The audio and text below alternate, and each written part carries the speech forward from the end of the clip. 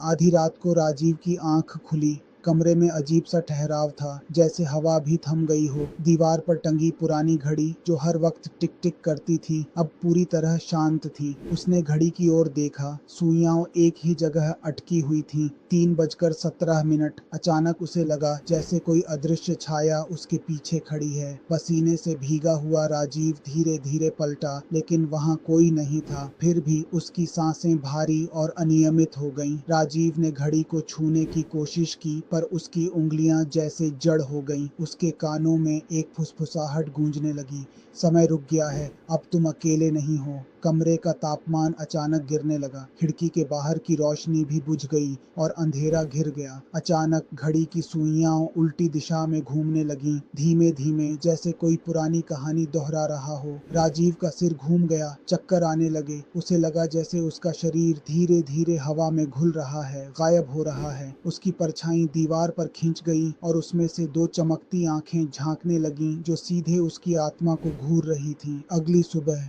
कमरे में घड़ी अब भी 3:17 पर अटकी थी। राजीव का कोई नामो निशान नहीं था, सिर्फ दीवार पर उसकी परछाई और दो चमकती आंखें जो अब हर आने जाने वाले को घूरती थीं, जैसे समय ने उसे अपनी गिरफ्त में ले लिया हो।